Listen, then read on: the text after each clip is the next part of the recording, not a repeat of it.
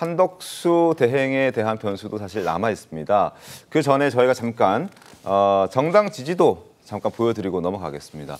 대구 경북 지역에서의 정당 지지도입니다. 더불어민주당이 31.4%, 국민의힘이 52.5%. 저희가 토론하는 과정에서 정당 지지도에 대한 여론조사 결과를 잠깐 언급한 분이 계셔서 그 부분 잠깐 짚어드리는 차원에서 저희가 하단으로 잠깐 보여드렸습니다.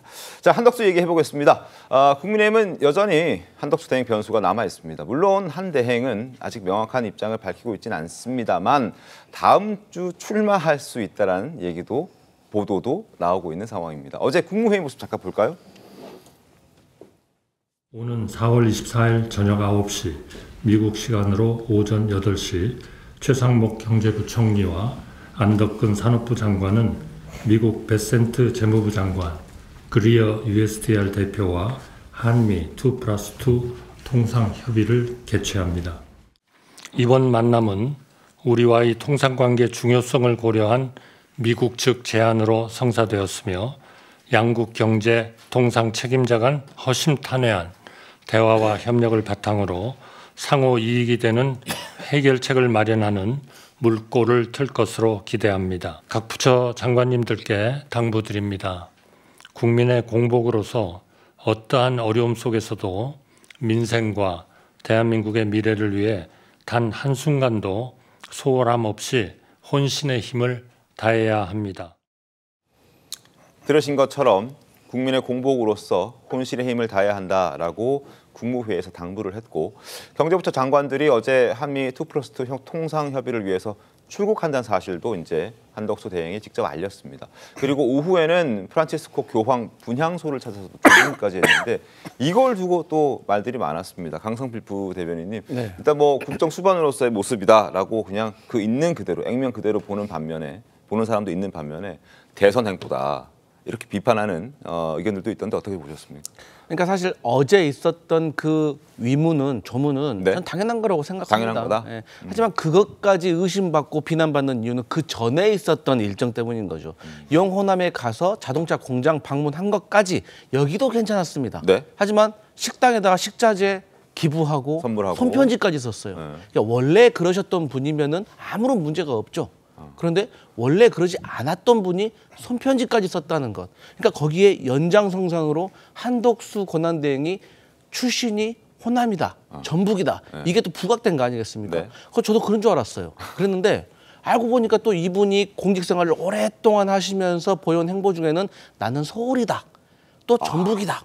뭐 이렇게 입장을 바꾸셨다는 의혹이 제기되고 그런 있기 얘기가 때문에 저는 어제 교황과 관련된 일정은 당연히 권한대행으로서 해야 마땅한 일이지만 그 전에 있었던 행보 때문에 그것까지 같이 의심을 받는 것이다. 저는 그렇게 판단하고 있습니다. 알겠습니다.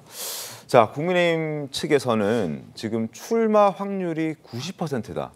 나올 수밖에 없다. 뭐 이런 분석들이 지금 나오고 있습니다. 박수영 국민의힘 의원의 목소리 한번 들어보시고 이낙연 전 총리의 말까지 한번 확인해 보겠습니다.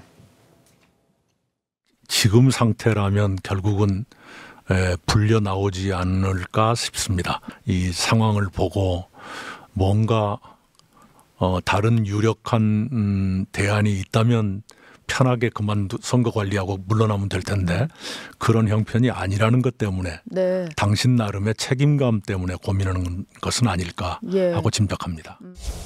안 나가신다고 마음을 먹었으면 네. 안 나간다고 딱 자르는 게 훨씬 본인이 마음이 편안하고 그렇죠. 행정 업무를 수행하기도 훨씬 좋거든요. 네. 근데 지금 뭐 not yet, no comment 이런 식으로 나오고 있는 네. 거는 하려는 뜻이 있다. 이렇게 보여지고 저는 90% 정도의 확률로 출마하실 것이다. 이렇게 보고 있습니다.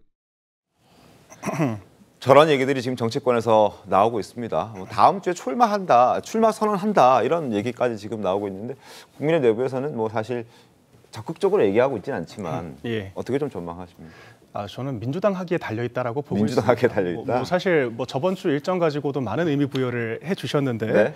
사실 한덕수 권한대행 같은 경우에는 지난 저희 잼버리 사고가 났을 때도 직접 화장실 청소까지 하는 그런 모습들이 연출되기도 했었거든요. 그러니까 굉장히 좀 민생에 가까이서 행보를 하는 모습들이 있었는데 총리 시절에는 뭐 당연한 것으로 받아들이다가 갑자기 정치적으로 이제 이슈가 되니까 정치 행보 아니냐라고 이야기하는 것 자체가 자체가 좀 과도하게 침소봉대하는 해석이다라고 저는 보고 있는데요. 그러니까 지금 민주당이 또다시 탄핵까지 언급하면서 계속해서 압박을 하고 있습니다. 그런데 이거 하나는 확실한 것 같아요. 한덕수 권한대행이 민주당이란 정당에 대해서 상당한 문제의식을 안고 있다. 왜냐하면 지난 3년 동안 총리 역할을 재임을 하면서 정말 수십 건의 이 제2요구를 유도하기 위한 악법들을 또 마주를 했을 것이고요. 또한 30여 차례의 국무위원들 줄탄핵을 직접 또 겪었던 네. 내각의 수장 아니었겠습니까? 그렇기 때문에 민주당이란 정당이 집권했을 때의 그런 문제의식과 어려운 상황에 대해서 누구보다도 절실하게 인식을 하고 있을 거라고 보고, 그렇기 때문에 정말 이 정권이 만약 교체될 것이 임박했을 때는